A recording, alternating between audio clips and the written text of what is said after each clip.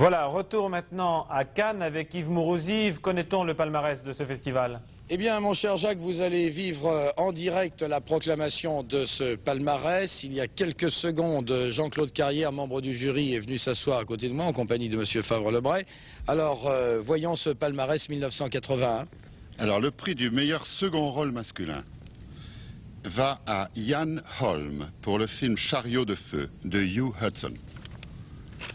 Le prix du meilleur second rôle féminin à la comédienne soviétique Elena Solovey pour le film Le groupe sanguin zéro de Almantas Grakiavicius. Le prix du cinéma contemporain est attribué à deux films ex aequo, à Looks and Smiles de Kenneth Loach et à Neige de Juliette Berthaud et Jean-Henri Roger. Le prix de la meilleure contribution artistique est attribué à John Borman pour les qualités poétiques, visuelles et techniques qu'il a données à son film Excalibur. Le prix du scénario est attribué à Mephisto, écrit par Istvan Szabo et Peter Dobaj. Le prix d'interprétation masculine à Ugo Tognazzi pour La tragédie d'un homme ridicule de Bernardo Bertolucci. Le prix d'interprétation féminine à Isabelle Adjani pour Quartet de James Ivory et Possession d'Andrzej Zulawski. Le grand prix spécial du jury aux années-lumière d'Alain Tanner. La Palme d'Or à l'homme de fer d'Andrzej Wajda. Voilà donc pour les prix à ajouter, M. Favre-Lebray. Oui, à l'occasion du film Passionné d'amore, le jury rend hommage à Ettore Scola pour l'ensemble de son œuvre. Bien, Jean-Claude Carrière, un palmarès qu'il a été difficile d'établir. Ça a été long mais très calme, très serein. Nous sommes, je crois, tous contents du palmarès, de la façon dont ça s'est déroulé et de notre participation au festival. Je crois que tous les jurés, à la fin, se sont félicités eux-mêmes. Alors, ces jurés ont eu un travail à faire. En regardant tous ces films, vous avez l'impression que 81 est une bonne année de festival? Excellente. Il nous semble que dans ce palmarès figurent 6 grands noms de metteurs en scène et de ça nous sommes tous ravis, nous ne pouvons que nous en féliciter. Cela va de films de grand intérêt public et très spectaculaires comme Excalibur à des films plus actuels. Nous avons souligné la contemporanéité de certains films comme le film de Loach et de Juliette Berthaud et enfin nous avons couronné celui qui nous a paru à tous être le film historique de l'année. Oui, on peut dire que tout le monde s'y attendait presque à cette Palme d'Or pour Wajda. C'est pas une grande surprise pour le public? Je ne sais pas. En tout cas, pour nous, nous en avons longuement discuté. Nous avons voté. Chacun a expliqué ses votes. Et le débat entre les membres du jury a été, hier soir et ce matin, d'une très haute tenue. C'est dommage que ça reste secret. Bien, en tout cas, nous allons voir, je vous le propose tout de suite, grâce à notre équipe présente à Cannes, qui avait en quelque sorte prévu cette Palme d'Or. Nous allons voir tout de suite un extrait de la Palme d'Or 1981 du Festival de Cannes, L'homme de fer d'Andrzej Wajda. Puszczę pan coś, chce pan? Dla przypomnienia tamtych czasów.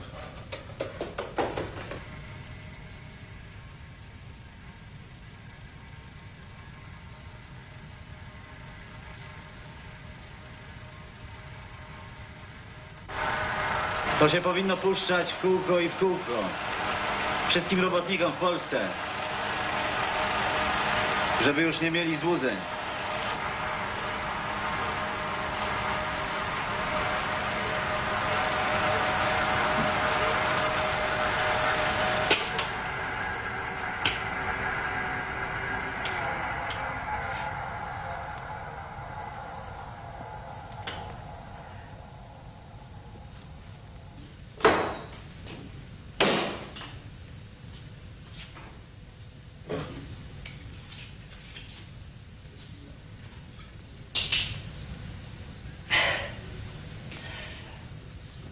Bo teraz to już jest tak, że albo trzeba ich wszystkich rozwalić, albo uznać. To co, myśli pan, że władza pójdzie na to drugie? Wolne związki zawodowe, prawo do strajków, tak? A co z partyjnym monopolem od żłobka do nagrobka? Zostanie jeszcze monopol spirytusowy. Przepraszam, działniemy? Koniecznie. Jak pan korzysta, to ostatnia wódka w tym mieście. Stocznia zakazała sprzedaży alkoholu. No to się nie sprzedaje. Po maluchu. Voilà, nous sommes au courant donc du palmarès. Nous avons vu un extrait de cette Palme d'Or. Alors il faut dire que c'est un sujet hautement d'actualité que cet homme de fer, Alain Beverini. Oui, c'est d'ailleurs pas une surprise qu'il ait finalement eu la Palme d'Or, hein. Le film de Vajda a été réalisé exactement au moment des événements de Gdansk. Et c'est peut-être pour ça qu'il a dépassé sa tâche de grand cinéaste polonais, vraisemblablement de premier cinéaste polonais, pour devenir un cinéaste historien et pas qu'un cinéaste journaliste. Parce qu'on a vu tous les manifestants des chantiers et le film raconte l'histoire de ces manifestants, l'histoire de ces syndicalistes et la création du syndicat Solidarité. Mais avec référence à son précédent film qui était L'Homme de marbre, c'est-à-dire les événements de 70, parce que finalement en Pologne les événements recommencent constamment. Et je crois qu'il a fait à la fois un film de grand cinéaste, à la fois un film d'historien et à la fois un grand film politique. Alors François Chalet, vous venez d'entendre, comme nous allons parler tout à l'heure de votre livre, puisque c'est l'auteur Chalet qui est là et non pas le critique. Vous venez d'entendre quand même le palmarès proclamé sur TF1. Vous en êtes à votre 34e festival, vous avez tous fait. Tous. Alors vous avez l'impression de quoi cette année? D'un juste équilibre D'abord, j'aurais pas voulu faire partie du jury cette année, parce que c'est une tâche très difficile en général d'être membre du jury, mais là il se posait un cas de conscience. Imaginez que le film de Vajda, qui est un très beau film, ait été mauvais. Voilà un film qui nous arrive comme une bouteille à la mer, comme un message qu'on reçoit, c'est presque de la concurrence déloyale, c'est presque un commando qui tombe au milieu de ça. Comment est-ce qu'on peut, à ce moment-là, donner des notes artistiques à un cadrage, donner des notes artistiques à un acteur, alors que finalement nous sentons sans arrêt qu'une certaine vie, qu'une certaine mort est toujours en filigrane derrière ce film. Bon, là, je trouve d'autre part qu'on est revenu très habilement, un peu à l'époque où Cocteau, voulant donner les prix à tout le monde, fabriquait des définitions. Il y avait le prix du meilleur divertissement de bonne humeur, comme s'il pouvait y en avoir d'autres, etc. Là, on en arrive dans le cinéma contemporain. J'ai noté ça tout à l'heure parce que j'ai appris en même temps que vous. De la meilleure collaboration, participation artistique. Bon, tout ça, c'est pour couronner M. Bormann qui a fait Excalibur, c'est très bien. Bon, on est toujours obligé d'oublier quelqu'un, on est toujours obligé d'oublier quelqu'un, et peut-être qu'effectivement, un homme comme Lelouch méritait quelque chose. Je suis content que Tanner ait été couronné, il a fait un film très intéressant. Bref, je pense que le jury s'en est bien tiré. Bien, en tout cas, Jacques Didier, si l'on regarde et si l'on fait référence à notre sondage réalisé avec Télérama et l'Institut Louis Harris, dont nous avons parlé longuement de cela, il y a de cela quelques jours, les Français et le cinéma, on s'aperçoit que dans les sujets préférés des Français, les films comiques venaient en tête, les films d'aventure et les films policiers ou d'espionnage en seconde position à égalité. Est-ce qu'on a retrouvé dans ce festival que vous suivez d'un bout à l'autre pour TF1, est-ce qu'on a retrouvé cette préférence, cette attirance du grand public ? Non, justement, je trouve que ce festival ne reflète pas du tout les goûts du public et je me demande si le public aimera vraiment ce palmarès, à part L'Homme de fer, effectivement, de Vajda, qui méritait amplement cette Palme d'Or. Et ce festival a été placé, quand même, il faut bien le dire, maintenant que nous connaissons le palmarès, sous le signe de la violence, du sang et un peu du sexe. Par exemple, il était tout à fait normal qu'Isabelle Adjani obtienne le prix d'interprétation pour Possession, mais il faut dire que ce film Possession a été très controversé ici à Cannes, il est pratiquement insupportable pour beaucoup. Et puis, je rejoindrai ce que disait François Chalet tout à l'heure, c'est que je regrette aussi un petit peu qu'il n'y ait pas eu les uns et les autres dans ce palmarès. Évidemment, c'est un film de Claude Lelouch, c'est un film qu'il est très facile de critiquer. Si on le voit sous l'angle du mélo, des histoires racontées, on peut dire que c'est très simpliste, qu'il a cherché à faire pleurer, qu'il utilise beaucoup trop d'effets, que c'est trop naïf. Mais je crois que si on le voit sous l'angle de l'opéra, du film opéra, avec un livret qui est ce qu'il est, qui est sentimental, d'ailleurs il faut se laisser émouvoir, pourquoi pas. Si on voit un opéra dans ce film de Lelouch, à ce moment-là, je pense qu'il aurait peut-être mérité de figurer au palmarès. Mais enfin, ça c'est un goût personnel. Oui, en tout cas, il a fait un triomphe hier soir au moment de sa présentation dans la soirée, ici même dans cette salle où seront remis les récompenses ce soir. Et je tiens à vous dire que nous avons rendez-vous, vous le savez, à 19h exactement sur TF1 pour la remise de ces récompenses, en regrettant que Lelouch ne soit pas avec nous sur ce plateau. Enfin, ce film est sorti dans très nombreuses salles depuis aujourd'hui. Vous aurez l'occasion de le voir. Et comme le dit Jacques Didier, c'est une très belle histoire d'amour, d'aventure, après tout qui rejoint sans aucun doute ce choix du grand public que nous avons vu à travers le sondage de Télérama TF1. Alors François Chalais, un jour de plus, un jour de moins, quittons un peu le cinéma. Oh, j'allais dire quittons le cinéma, c'est pas tout à fait vrai avec ce dernier roman. Oui, parce que le cadre de ce roman, c'est le Festival de Venise, oui. c'est un autre festival. Mais enfin, ce cadre n'est qu'une toile de fond. L'histoire pourrait être une histoire d'un homme et d'une femme, et elle pourrait se passer tout à fait ailleurs. J'ai décrit un endroit que je connaissais, je me suis servi d'un paysage. Mais en fait, ce qui m'intéressait, c'était cet homme qui est un grand reporter, un peu fatigué, car il a 50 ans, il a beaucoup couru, qui a épousé une actrice que l'on a identifiée à l'un de ses rôles. Elle a fait une espèce de Caroline Chéry, des choses de ce genre-là. Et puis elle s'est aperçue un beau jour que le temps avait passé, et elle encore plus vite que le temps.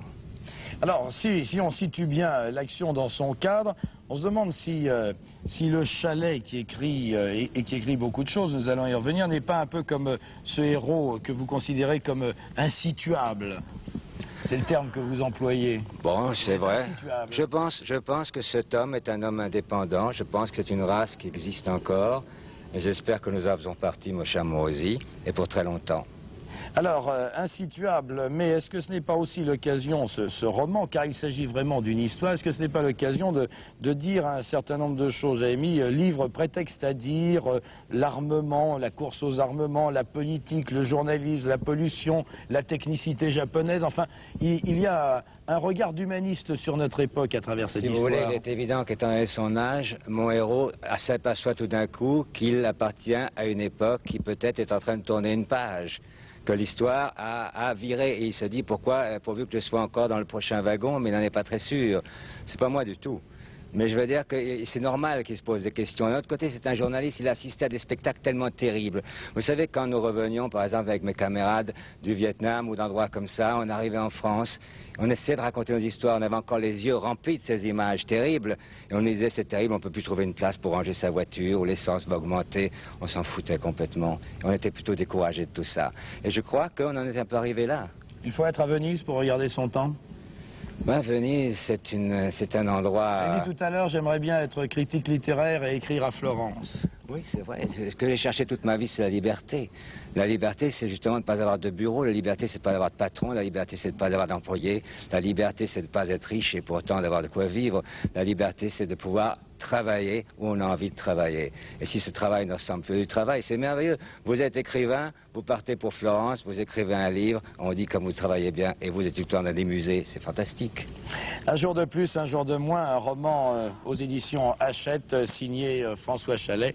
Le voici, et c'est un roman passionnant, un regard sur notre époque à travers cette aventure sur la place Saint-Marc à Venise. Et à propos d'aventure, ce soir, le festival de Cannes, 34e du nom, se terminera par la projection de l'aventure Showbiz.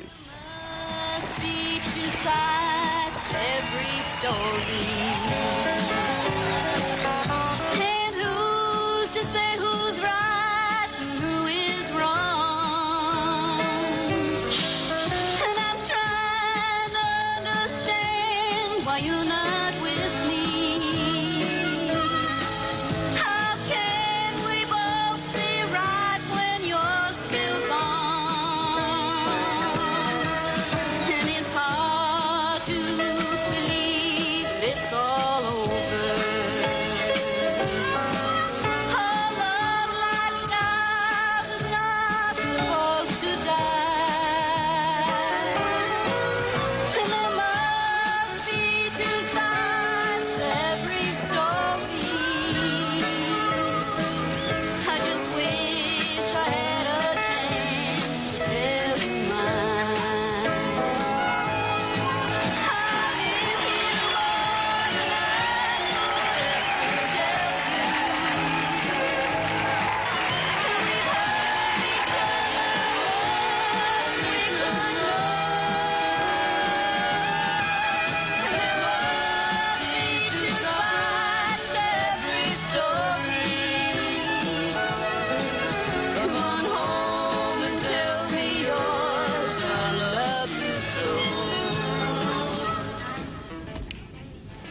Alors quand je parlais d'aventure au quotidien, voici une, celle de ce qu'on appelle aux États-Unis les roadies, que vous avez filmé, Jerry Salzberg.